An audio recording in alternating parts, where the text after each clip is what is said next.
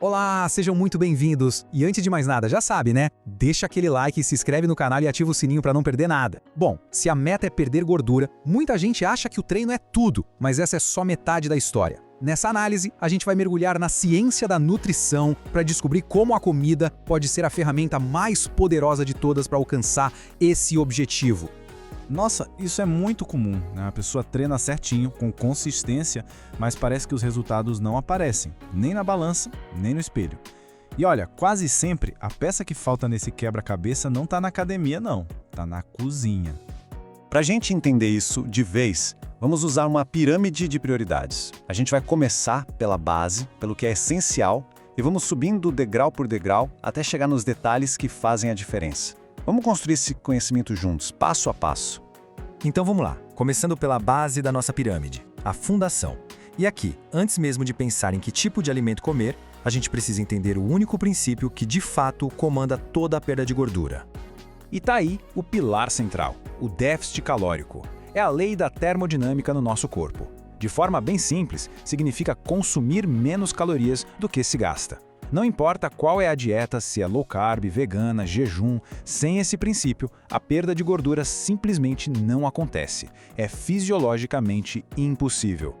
Tá, mas qual seria o tamanho ideal para esse déficit? A ciência mostra que existe um ponto de equilíbrio que fica ali entre 250 e 500 calorias por dia. Um déficit muito agressivo pode até parecer mais rápido, mas o preço é alto. Geralmente custa massa muscular e performance. Manter-se nessa faixa permite que a perda de gordura seja sustentável sem prejudicar o nosso motor metabólico.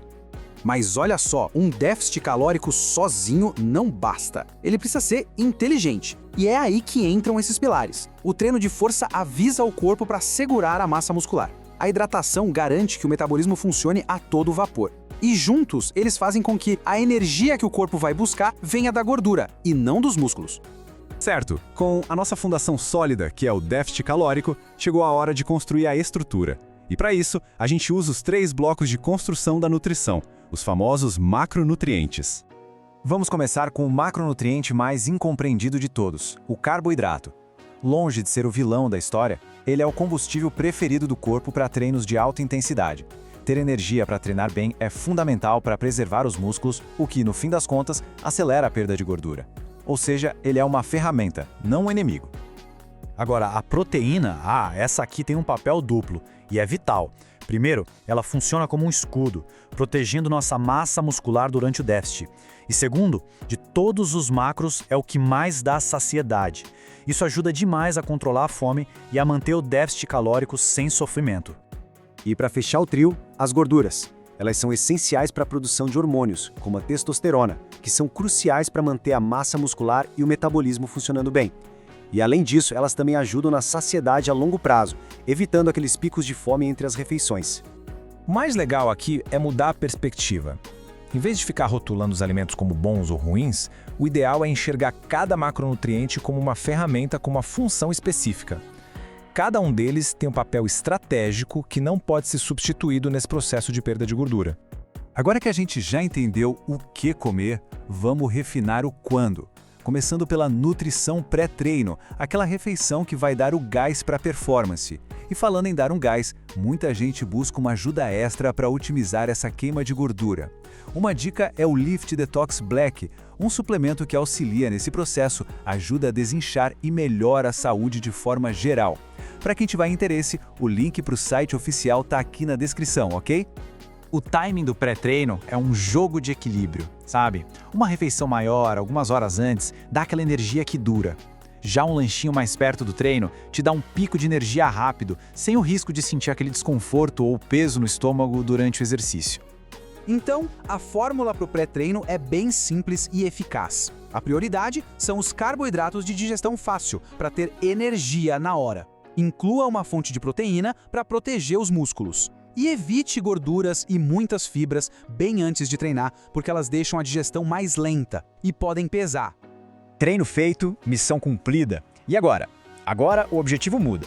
O foco passa a ser a recuperação, mas de um jeito que continue ajudando no nosso objetivo principal, que é a perda de gordura. Sabe aquele mito da janela anabólica? Aquela correria para tomar o shake em até 30 minutos depois do treino? Então, pode relaxar. A ciência mais recente mostra que essa janela de oportunidade para se alimentar é, na verdade, bem maior do que a gente imaginava. A estratégia pós-treino é bem inteligente. A proteína é inegociável. Ela tem que estar lá para começar a reparar os músculos. Já os carboidratos, a gente ajusta. Um treino de força muito intenso vai pedir mais carboidratos. Uma sessão mais leve, menos. O objetivo é reparar sem passar da conta nas calorias. E, finalmente, chegamos no topo da nossa pirâmide, os refinamentos. É a cereja do bolo. Aqui, a gente vai desmistificar alguns assuntos bem populares e colocar as ferramentas auxiliares no seu devido lugar. Treinar em jejum. Que assunto polêmico, né? Sim, é verdade que o corpo queima mais gordura como combustível durante o treino em jejum. Mas o que os estudos mostram é que no final das 24 horas, a perda de gordura total não é maior. Pelo contrário, a performance pode cair, o que a longo prazo acaba atrapalhando. E os suplementos? Pensa neles como os retoques finais na pintura de uma casa. Whey protein, creatina, cafeína, eles podem ser úteis sim, mas eles só funcionam se a fundação, ou seja, o déficit calórico e uma dieta equilibrada, estiver bem sólida. E assim, a nossa pirâmide está completa. Para resumir, a hierarquia é muito clara. A maior parte da nossa energia e do nosso foco tem que estar na base, no déficit calórico e na distribuição dos macros. O timing, o quando comer, é um refinamento e não o ponto de partida. Isso tudo nos deixa com a pergunta final, que é a grande lição desta análise. Os esforços na nutrição estão sendo direcionados para construir a fundação ou só para decorar as paredes? A resposta para essa pergunta é o que, no fim das contas, vai definir o sucesso. E é com essa reflexão que a gente fecha por hoje. Se este conteúdo ajudou, não esquece de deixar o like e se inscrever, combinado? Muito obrigado pela companhia e até a próxima!